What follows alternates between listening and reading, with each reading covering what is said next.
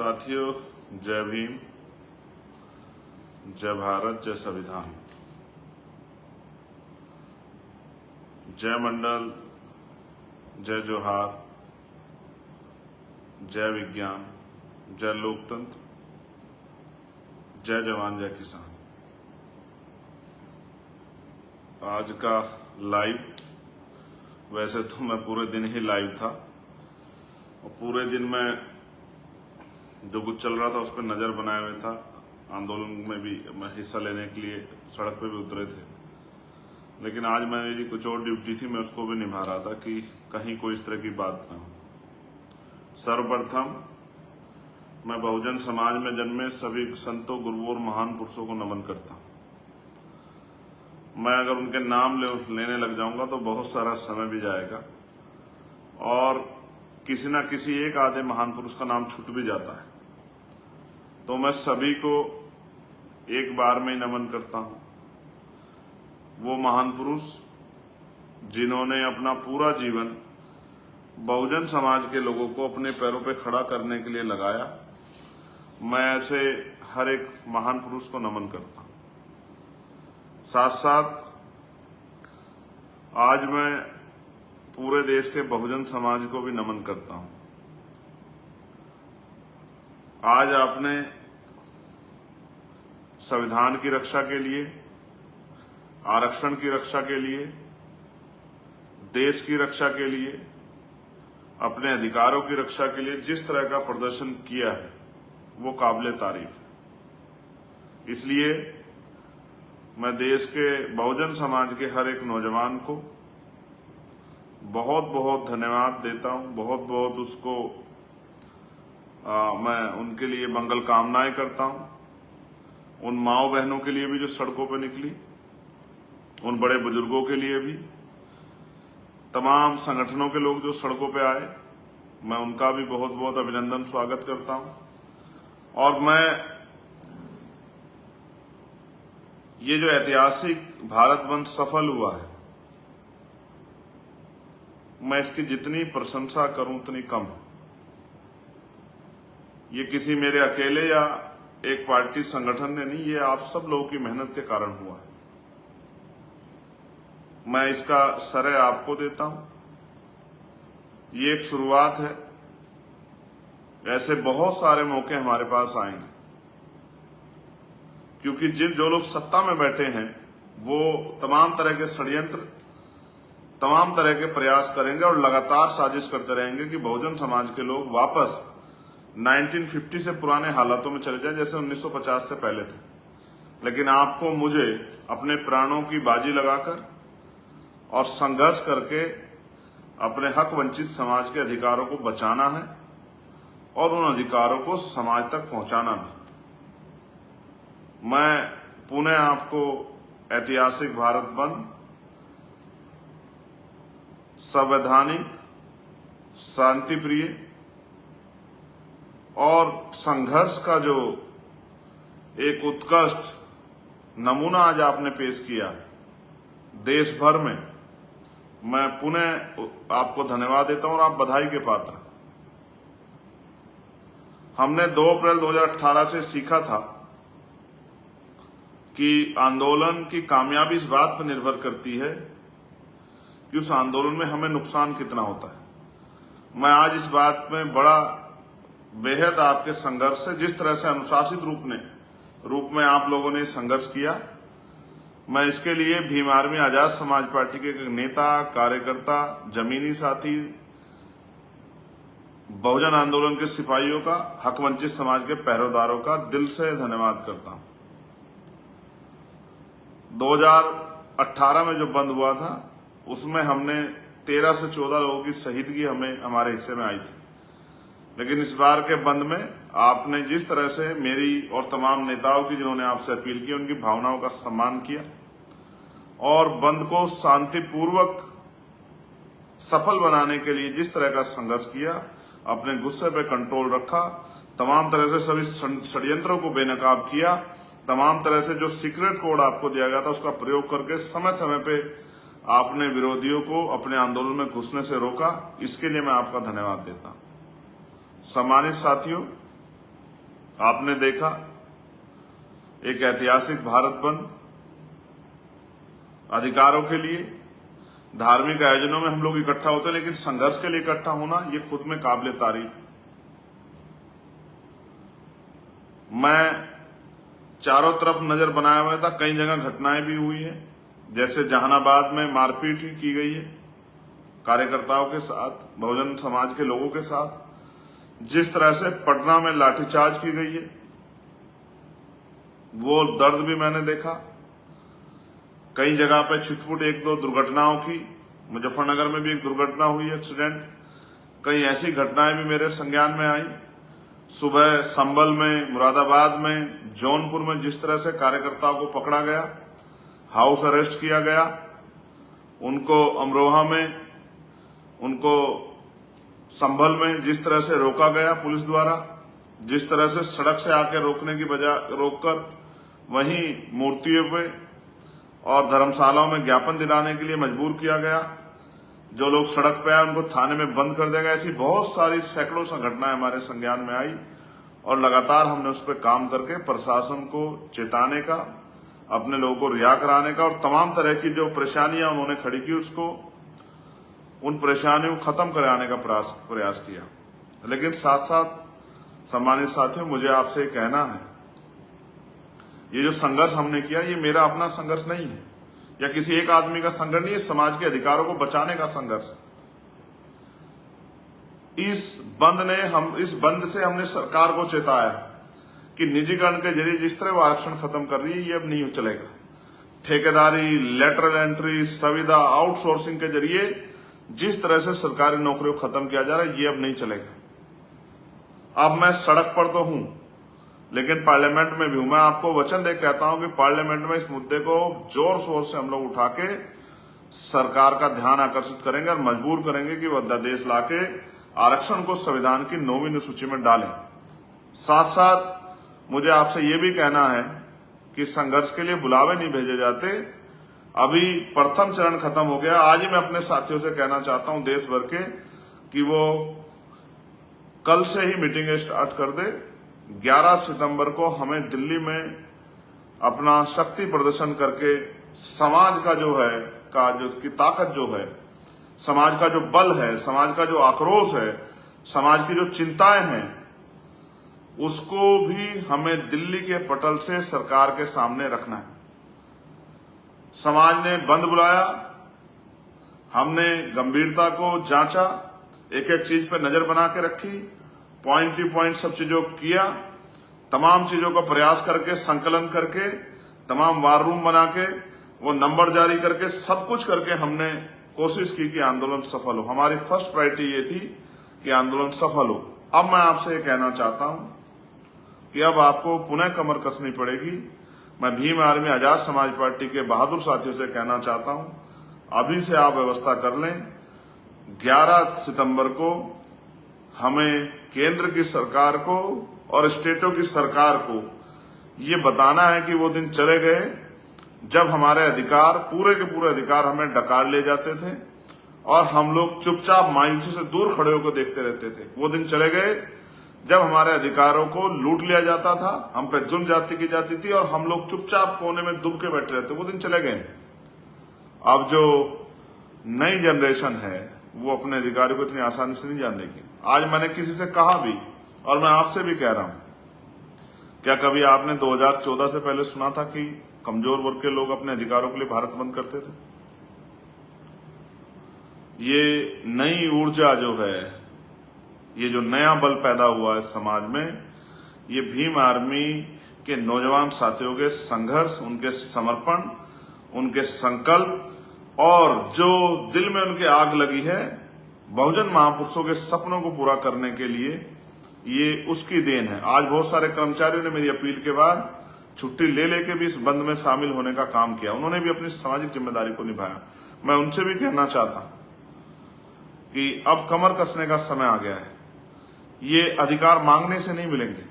एक तरफ हम राजनीतिक शक्ति बना के इन अधिकारों को आप तक पहुंचाने का काम करेंगे, आपके दरवाजे तक लाने का काम करेंगे, बुनियादी सुविधा आप तक पहुंचाने का काम करेंगे, आपके आत्मसम्मान की, आपके अधिकार रक्षा करने का काम करेंगे। दूसरी तरफ समाज से भी मैं अपील करता हूं कि वो भी अपनी शक्ति को अब समय समय पे उसका प्रदर्शन करे। एक बार भारत बंद करना पड़े आपके अधिकारों के लिए, 2 बार करना पड़े, 10 बार करना पड़े, हर महीने करना पड़े, हर साल करना पड़े, हर हफ्ते करना पड़े, लेकिन किसी भी कीमत पर आजादी के 75 साल बाद भी हम लोग बुनियादी सुविधाओं से वंचित होकर जीवन नहीं जिएंगे। मैं गांव देहात में जाता हूं तो लोगों के दर्द को देखता हूं, भूखे पेट देखता हूं, घर के टूटे हुए घरों की छतें देखता हूं, मैला मटमैला पानी, जैसे नाली का पानी होता है ऐसा पानी पीने के लिए मजबूर लोगों को देखता हूं, बीमारियों से सड़क पर घर में मरते लोगों को देखता हूं, अस्पतालों में मरते देखता हूं। मैं जाता हूं अपने क्षेत्र में भी अस्पतालों के निरीक्षण के लिए, मैं उनसे एक ही बात कहता हूं कि उसको ठीक करो, गरीब आदमी आता है। मैं पैसे की कमी में लोगों के उजड़ते सपनों को देखता हूं, अपने नौजवान भाइयों को देखता हूं, रोजगार की कमी के कारण उनकी तकलीफों को देखता हूं, मजदूर को मजदूरी मांगने पे मरते हुए देखता हूं, मूछें रखने पे अपने लोगों की हत्या होते देखता हूं, न्याय मांगने पे पुलिस द्वारा लाठियों से पीट के जेल बंद करके झूठे मुकदमे में जेल में सड़ते अपने लोगों को देखता हूं। मैं सड़क पर बिलखती हुई अपनी बच्चियों को, उनकी लुटती आबरू को देखता हूं। मैं माओ के मिटते सिंदूर को देखता हूं। मैं बहनों की उजड़ती माओ की उजड़ती कोख को और बहनों के उजड़ते हुए घरों को देखता हूं।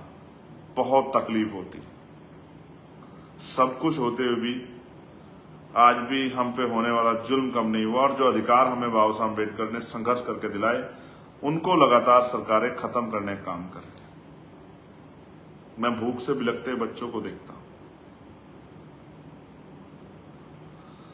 मैं आपकी बातों में, आपके चेहरों पे, आपकी आंखों में जो दर्द है उस दर्द को देखता हूं, और मैं आपको फिर कह रहा हूं, ये हमें कुछ भी आसानी से नहीं मिला। पीने के लिए पानी से लेके और सार्वजनिक रूप से पढ़ने के लिए स्कूलों में भी हिस्ट्री पढ़ के देखेंगे तो एहसास होगा, उन सब के लिए हमें कीमत चुकानी पड़ी है। मैं आपका भाई चंद्रशेखर आजाद पुनः आपको बधाई देता हूं, और अपने बहादुर साथियों से कहना चाहता हूं जो देश भर में रहते हैं,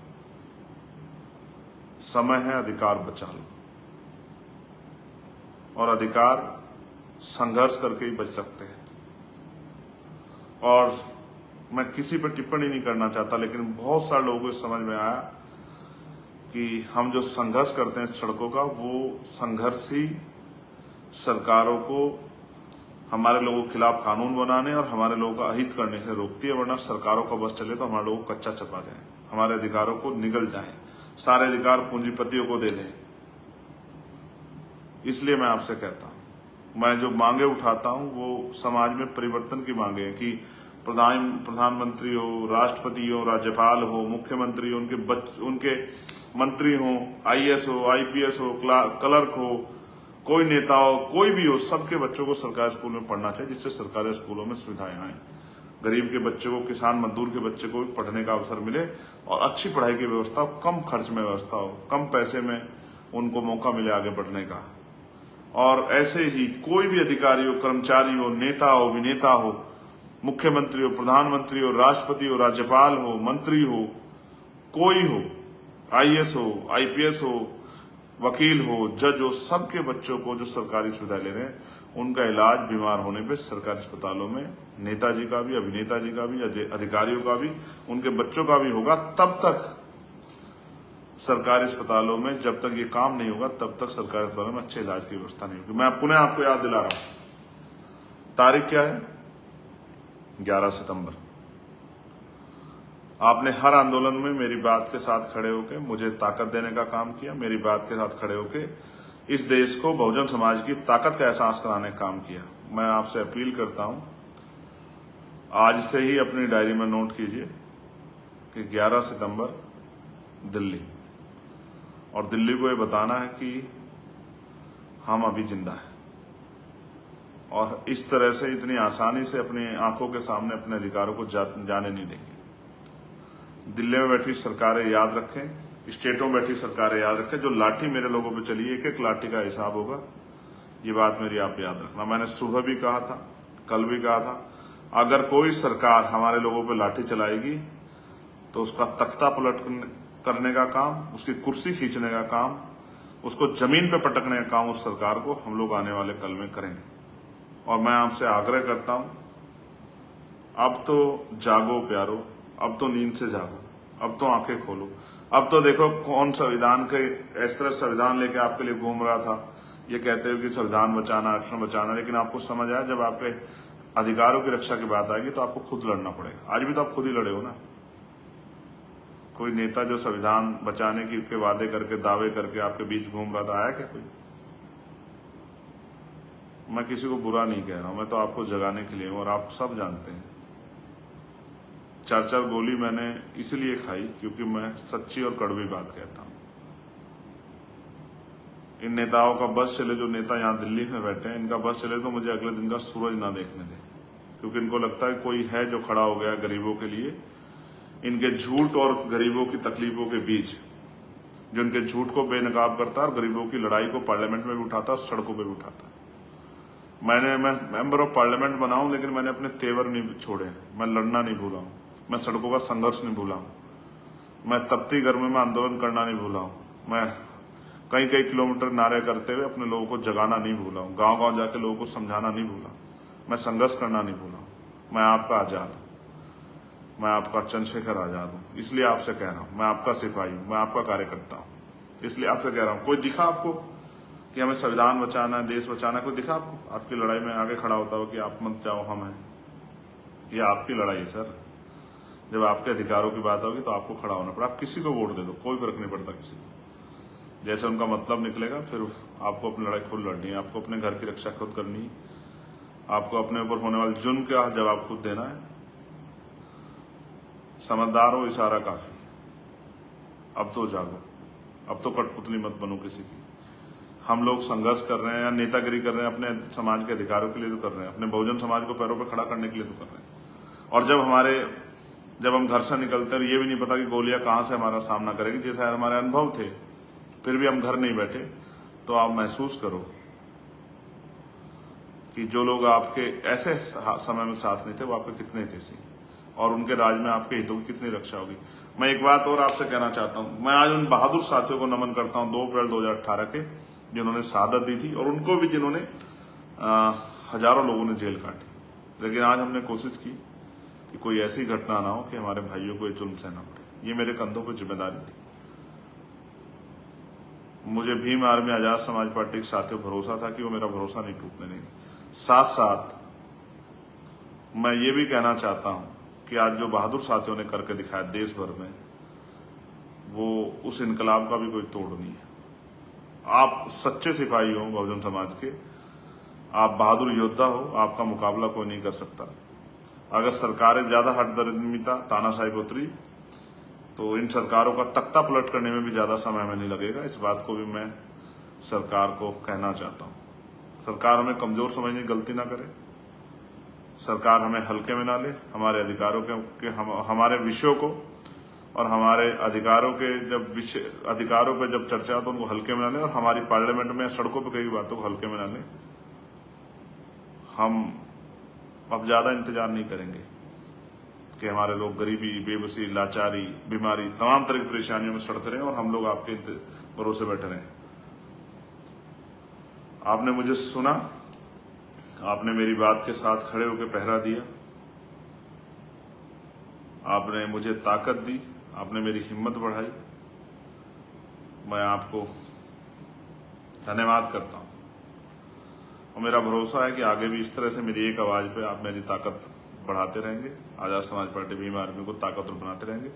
अब मैं 11 सितंबर को बिना निमंत्रण के आपका इंतजार करूंगा कि आप अभी से अपनी तैयारी कर लें। जिन साधनों से आप आने वाले हैं, ट्रेन, बस, छोटी गाड़ी, जिस भी साधन से आप आने वाले हैं, आइए और बताइए देश को कि अब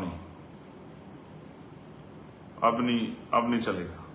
संघर्षों के साय में घनघोर जवानी पलती है और इतिहास दर झुक जाता है जिस ओर जवानी चलती है, और जिस ओर जवानी चलती है उस ओर जमाना चलता है। जवानी जिंदाबाद, बहुजन समाज जिंदाबाद, बहुजन महापुरुष जिंदाबाद। आज का पूरा श्रेय मैं आप सभी योद्धाओं को और बहुजन समाज के हमारे महान पुरुषों को समर्पित करता हूं, जिनके संघर्ष से पढ़ के हमने यहां तक का ये सफर तय किया। धन्यवाद। जय भीम, जय भारत, जय मंडल, जय जोहार, जय संविधान।